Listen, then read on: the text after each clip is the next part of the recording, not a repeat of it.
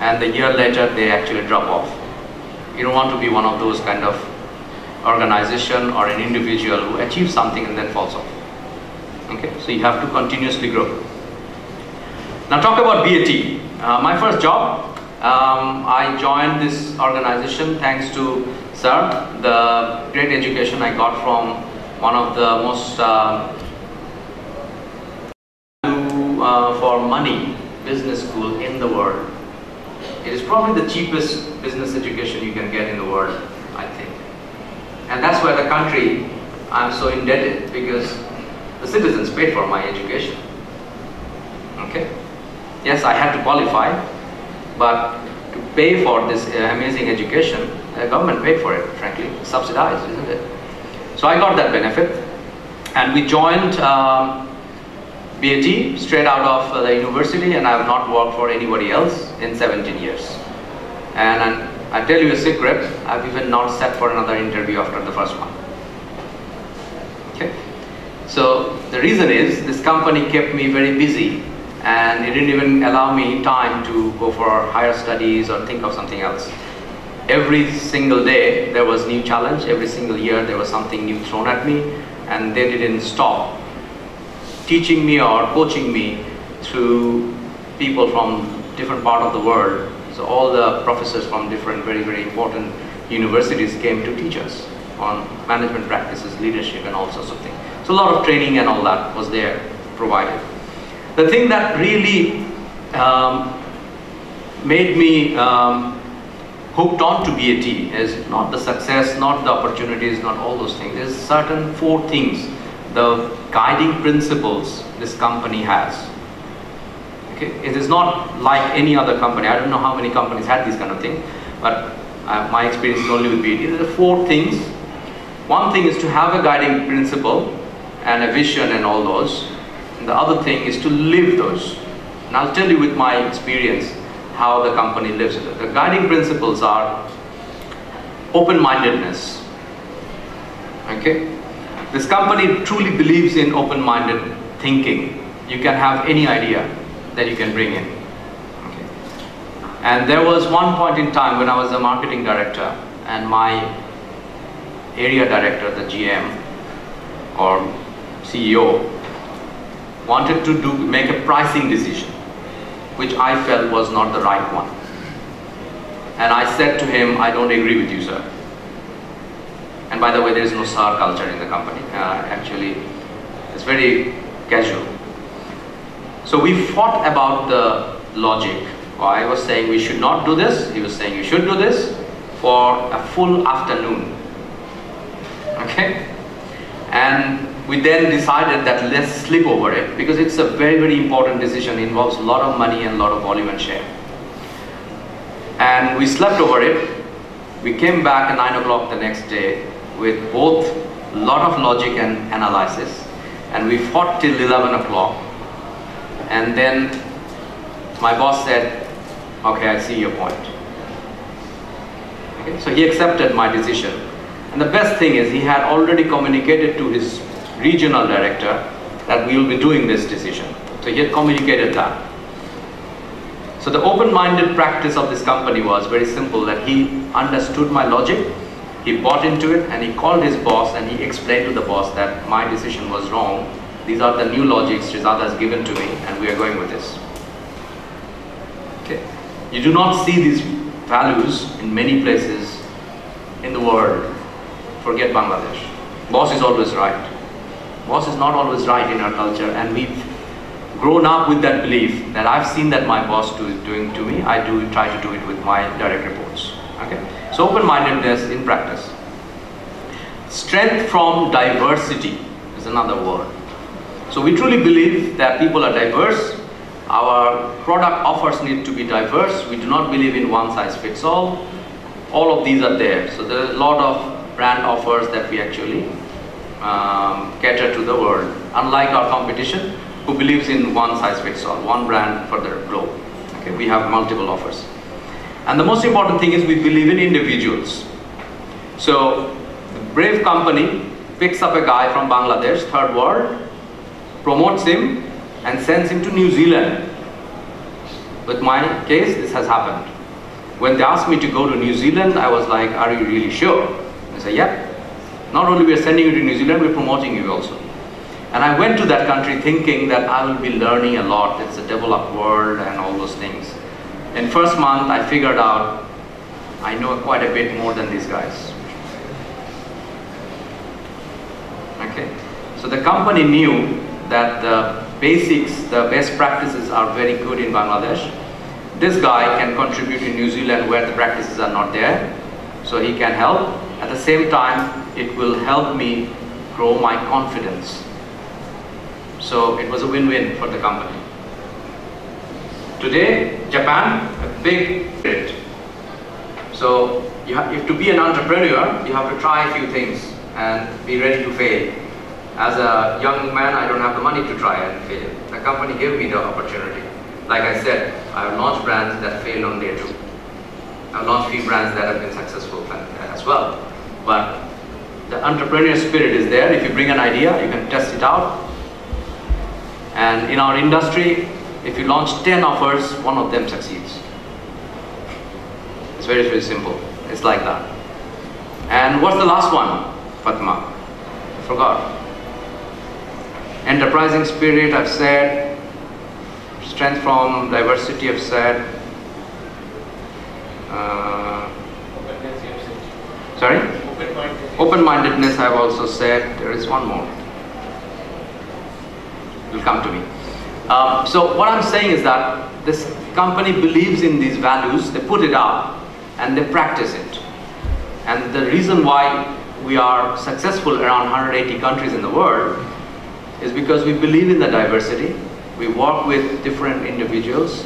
A meeting, I can tell you, we were in a restaurant in London, outside of London actually, and there were 13 of us, there was one Englishman.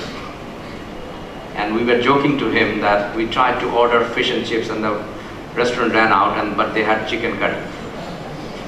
So we were actually joking to him that your country has been taken over by us, which is every day probably growing in reality. So it is a multicultural company and it has these values that it lives on its own. I play cricket inside the company. There is a small ground. And I play with not managers, also the unionized employees at the same time. So the MD playing cricket with the shop floor employee who's making cigarettes in the factory. Okay? It's a regular thing in our company. And we have family days all together. That's how the life is in BAT. So I would like to take questions from you now. Any questions that you may have. Yes, go ahead. Good afternoon, this is Asha Hanam from Media Studies and Journalism Department. So actually I have 2 questions. Go ahead. Okay, number 1 is how important it is for the youth to play vital role in leadership. And number 2 is, as we have heard, you are one of the Bangladeshi who is playing the role managing director in BAT. So while playing the role, what are the challenges you met and what are your own strategies that you use to overcome all those challenges? Thank you. Very big one. The leadership one, the first question, the leadership role that you need to play as youths. Okay? Leadership is everywhere. If you do not lead, then nothing progresses. So if you find in your class, you'll find that some natural leaders are there. Okay? When an assignment is given, when a picnic is organized, some people stand up anyhow. They come forward. Okay? That is leadership. That person takes an extra energy, extra initiative. Okay?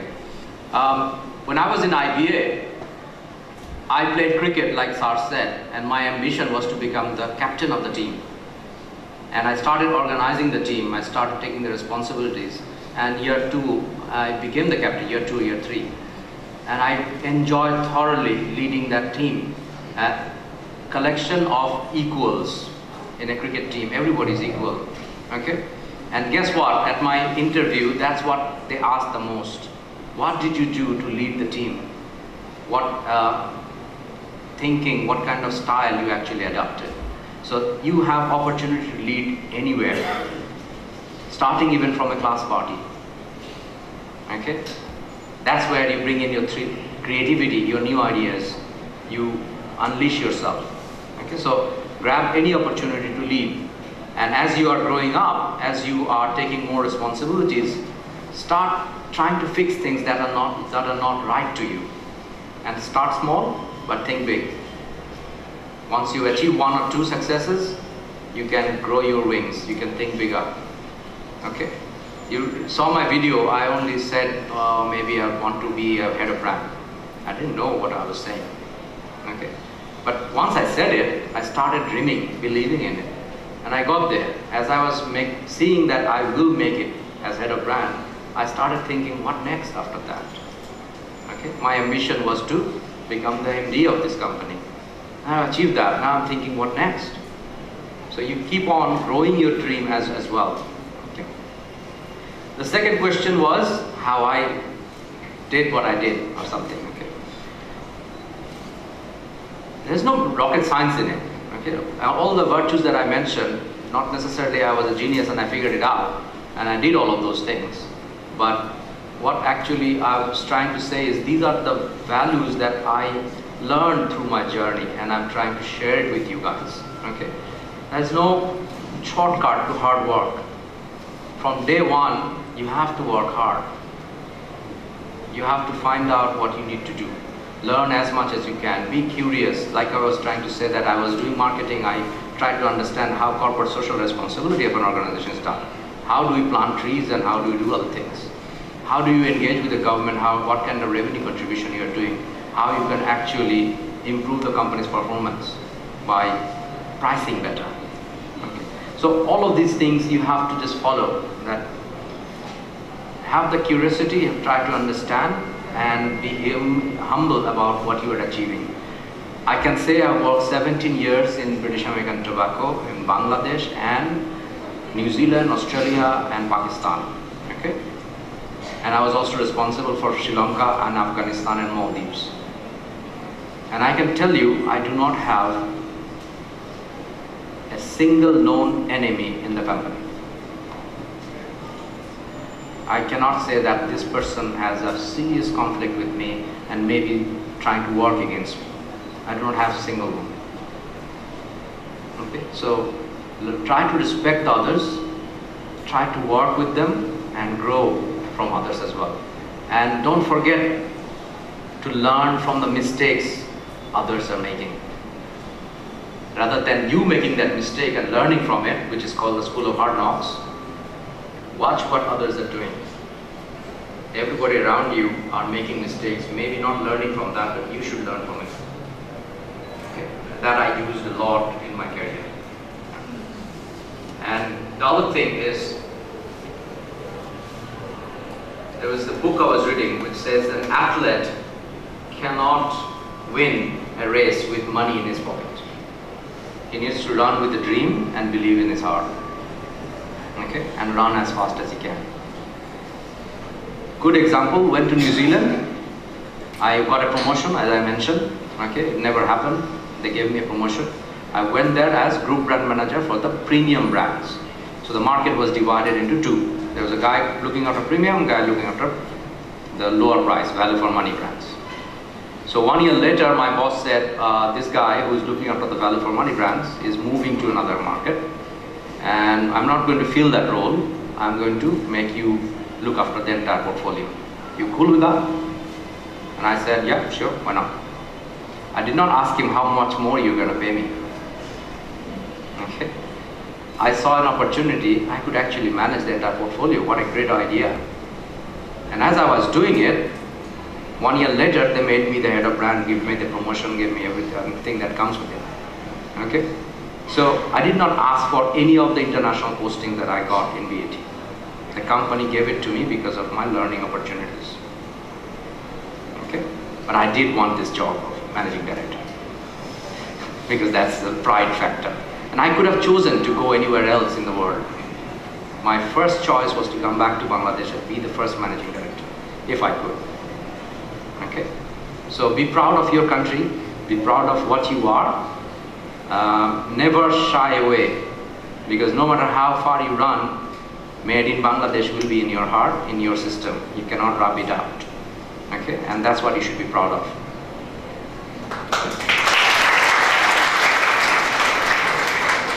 Question number 2, 3. Yes, please. Thank you for for your amazing speech, and we really loved it. I was like, University of Liverpool is kind of a different university, as you must know that you are a student of human, sir. And we, the things that you have said already, and we somehow try to practice all this stuff. We practice leadership, we practice team buildings, and I must, I'm just wondering to know one thing that you have achieved pretty clearly is like, in the market corporate world, there is a reputation that you have. It's like your workers share your inspiration. As a managing director, you have, you are always inspired. You're working for BAT all the time. You're like really hard and fast. You have to complete your task. But inspiring the workers level, it's the lower end, the last loop, is quite a bit difficult. How do you do that? And your workers are like, pretty inspired. That we have learned that they're pretty inspired. They do things properly and they own the company. How did you transfer your inspiration to that level?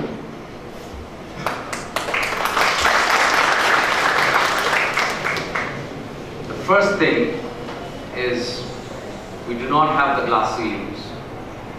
Okay? If you go to our factory, you'll see we have one canteen. The workers that you say, I say those are my employees, my colleagues, and they are my teammates in the cricket field as well. So I have lunch with them, sitting next to each other, sharing the same plate, same food, same everything. Okay? So the starting point is to respect every single individual. Okay? And you are talking about the workers in our factory. I can tell you, go to any of the market, pick up a distribution van where we sell cigarettes. Those are our distributors' employee. And you ask them, who do you work for? You would say, I work for BAT. You know why? Because we train them, we look after them. When they're sick, we give them their holidays, we give the values. If they have kids, we send them greetings, sweets, we share their loves and joys. Okay? So we do not manage people as employees, we manage them as individuals, no matter which role they are in. And that's where the guiding principle helps us. And that's what I was saying, from the center, these are practiced. These are the things that are preached on us to follow. And of course, at the same time, we do pay fairly. Okay? And there are times when obviously people want more, everybody wants more, I want more. Okay? We are fair in communicating what are the terms and conditions. Okay? So we try to do that. We are not perfect. We do have strikes in our factories, by the way, but very rare occasions. Okay? But the union leaders that we have, they also are leaders on their own rights. They also believe in the betterment of the company, and that's how it is. Okay?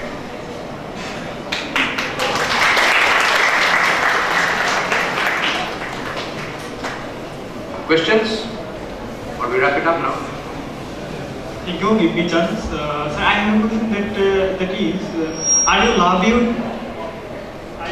job or love the British American Tobacco Bangladesh Limited? Sorry, say that again. Do I love my job or company? British American Tobacco Bangladesh Limited company. It's the same thing to me, isn't it? The job is great, and I work for the company. There is nothing wrong. Are you trying to ask the question about tobacco and its problems? No? So it is a job, and it is a fantastic company. There is always that question about tobacco stigma. What he meant actually is like, yeah. Really what he meant. There is a saying that love your job, don't love the company, so don't fall in love with it. So how do you explain that in terms of British American? Like, believe me. It's hard because, like you heard Zubair, our head of trade, he was saying it's my second love. Okay, so as you work in a place for a long, long time, you do fall in some sort of real emotional attachment.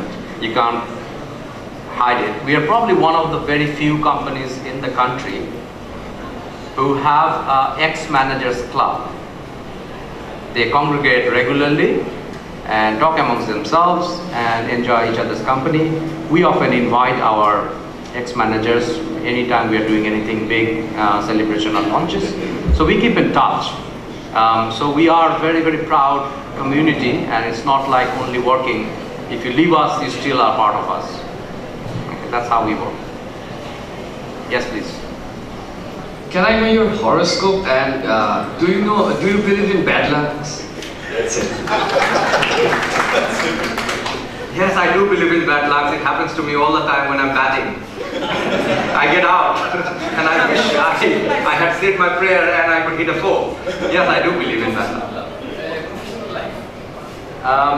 Bad luck, yes, you do have bad lucks. But what I said is the resilience.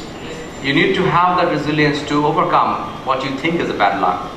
You have to be sure that you have not really made mistakes, or you could have done something better. And there are times when you have tried, you've done everything right, and it's just bad luck, okay? Somebody else made a decision or made a choice that you just couldn't do anything about, okay? I'll tell you a very simple example. This year the government increased the tax rates at the highest percentage, okay? Fact of life in our industry. So it ruined my bonus. I call that just bad luck. Can't do anything about it. Okay? It was going fantastic till mid-year, and I was looking at a fantastic year, but you know, we tried to explain logic and all that. I don't mind higher tax. I just hope that the government took the prices higher so that I could pay for it. So it's bad luck. It happens. Horoscope. Oh God, I don't believe in those. I think it's Capricorn because I was born in the last day of the year.